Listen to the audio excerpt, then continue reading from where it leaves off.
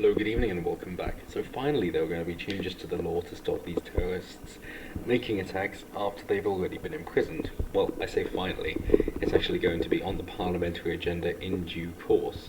Because you know how quickly the government can get anything done, they always take longer and they always make it more expensive. But nonetheless, at least it is finally on the agenda. They think that these two attacks within months is far too much, and I think we can all agree on that.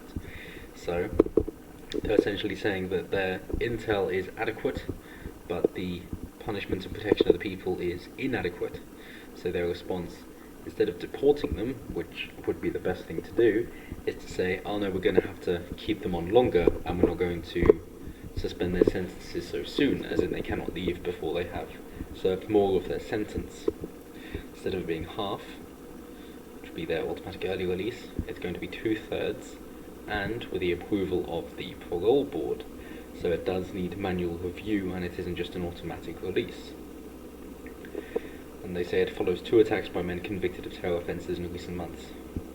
Given that on Sunday, Sudesh Aman, 20, was shot dead by police in Streatham, South London, after stabbing 2 people, and in November 2 people were killed near London Bridge by Usman Khan.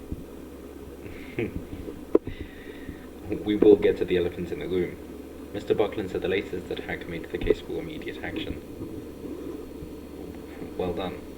So he said, we cannot have the situation that we saw tragically in yesterday's case, where an offender, a known risk to innocent members of the public, is released early by automatic process of law without any oversight by the parole board.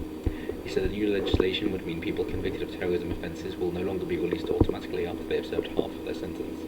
Because we face an unprecedented situation of severe gravity, the legislation will also apply to serving prisoners, Mr. Buckland said. Yep, fair enough. This ain't working, so they're going to be putting it longer. Are they going to address the elephant in the room yet? No. Are they going to allude to it? Well, of course they will. The Ministry of Justice said the legislation will be introduced when parliamentary time allows. So, expect a few more attacks before then, because they don't care. They're all enclosed off. They're ensconced. Let's just hope that the next attacks happen just outside Parliament then, because nothing quite gets them to actually act like getting attacked themselves, which is why the Second World War was so different from the First, because it was then when the generals could no longer hide behind the front lines and just sit a bit further back, maybe in their own countries, still in England, and then say, oh, Battle of the Somme, yes, oh, it's unsporting-like to have machine guns, how about you fuck off? These are people's lives you're talking about. Why do we put you in that situation then? So the same here. They think, well, when parliamentary time allows. I mean, this is the thing about saving people's lives, and people are a threat that we have created. But we're not gonna deal with it anytime soon. No, you deal with it now, or you're next. So I hope this gets dealt with as soon as possible. But I also hope that the next one happens just by Parliament, where they realise that they are not safe either. They will have to pay for their own broken agenda.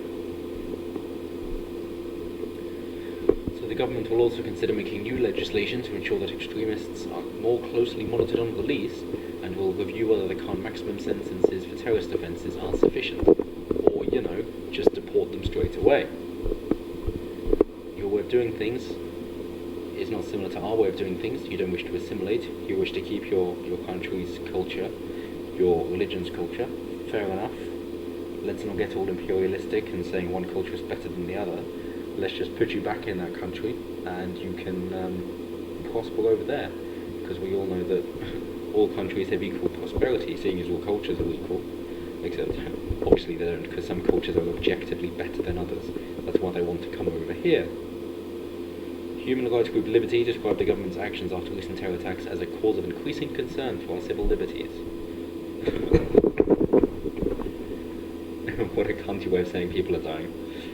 Claire Collier, an advocacy director for the campaign group, said, from last month's knee-jerk lie detector proposal to today's threat to break the law by charging people's sentences retrospectively, continuing to introduce measures without review or evidence is dangerous and will create more problems than it solves. Islam is the problem, let's ban that. Job done. Good talk, it's over, it's done. It's clear the UK's counter-terrorism system is in chaos and desperately needs proper scrutiny and review. Yes, it's Islam, get rid of it. Responding to the government announcement in the comments, Shadow Justice... Here we go. How have they even got a leg to stand on after their utter defeat in the last election? So you don't deserve your position of the opposition. You failed. You are not a worthy opponent. Fuck off. Stop getting in the way. Anyway, Shadow Justice Secretary Richard Bergen said the justice system was in crisis due to funding cuts. Or, if you want to be more direct, say, hey, Tories, you said you were going to lower immigration to a manageable figure, to the tens of thousands, and you didn't. What the fuck's going on there? What does that mean? It means that the NHS needs more spending in order to keep it afloat. It means the justice system also needs more spending on it to keep it afloat, because there are far too many offences caused by these immigrants. Illegal immigrants, people having a different way of doing things that doesn't work with our way of life, people not wishing to assimilate and just to attack our way of life. So go on then, Tories, why did you allow so many people to come in and not care about the effect it would have on their own people? But then again, I suppose that would require Labour to have a level of self-reflection to say, oh, why did we start it with Tony Blair? Why did we bring in this mass immigration when it's having such an awful effect on the people? So, oh, because we can't get any votes from the natives. Maybe we don't have a very popular way of doing things. But hey Labour, it's not too late. It's not too late. If you want to take the fight of the working man and say, well then, we can't have an undemocratic bureaucracy like the EU, and we can't have people coming in who don't assimilate to our way of life, who are then pushing out the working class, then you take that stand, Labour. Then you can actually have a nationalistic platform to stand on. So why don't you do that? Then sure, I disagree with your policies other than that, but you're going to be more popular, and you're actually going to be serving the people who are legally voting for you. So why don't you do that? And then you can create some intersectional Marxist party, whatever, just so people feel like they're listened to, but, you know, it won't gain any traction because it's utter shit. So go for it. If you want to see power anytime soon, because you know they're all about power, then go do that. I'm glad I can fix your problem for you. You shit weasels. So he also says, the government cannot use sentencing as a way of distracting from the record of bringing the criminal justice system to breaking point. Yeah, from too much unfettered immigration. Former government counter-terrorism advisor Professor Ian Atkinson argued that there might be instances where offenders should stay in prison. No, let them out of prison, deport them back to their countries. Why should we be paying for them?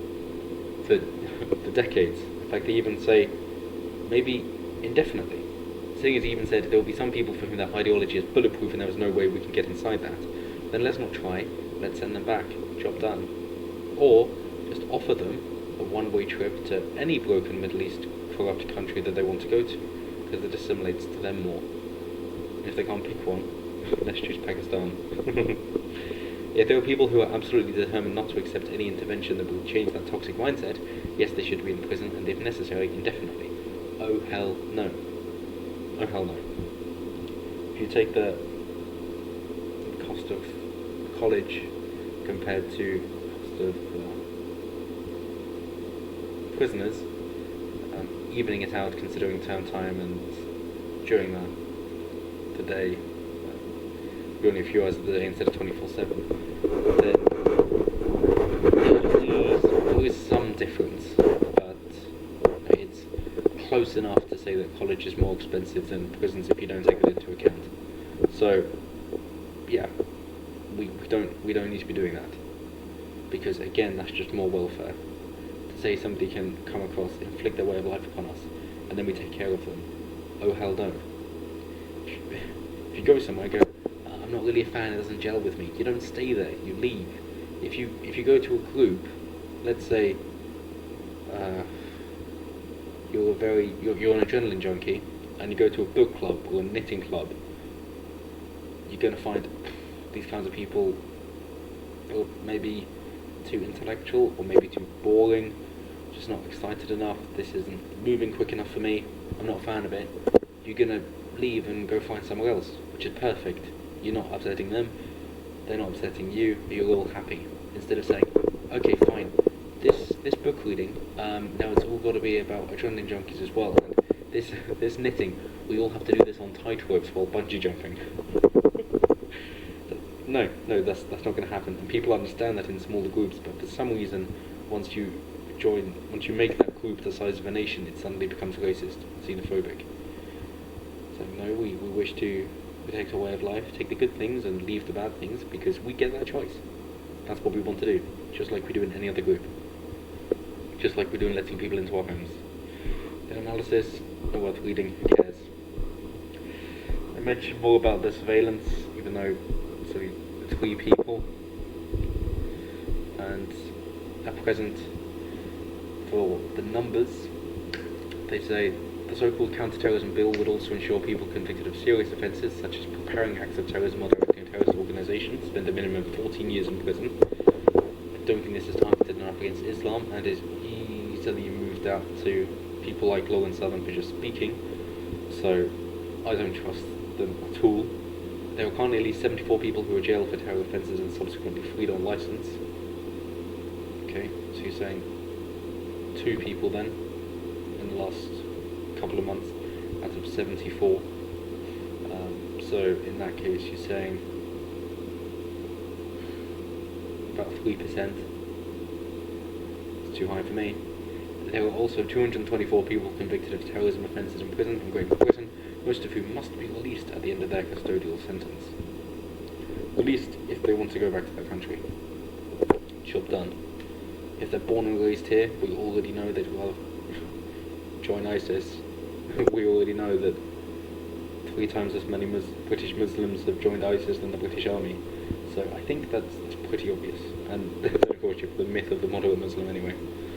So yeah, of course, I'm not saying all Muslims, but I'm saying when you're talking about fundamentalist Islam, radical Islam, when you actually read the Quran and agree with everything Muhammad said, that you've got to cut off the hands and the feet of the infidels, strike the non-believers at the neck where you find them, these kinds of things, then you go, yeah, this doesn't quite work with our civilized society.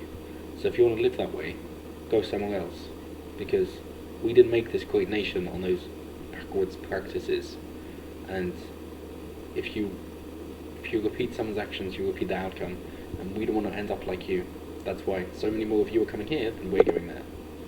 So until next time, have a good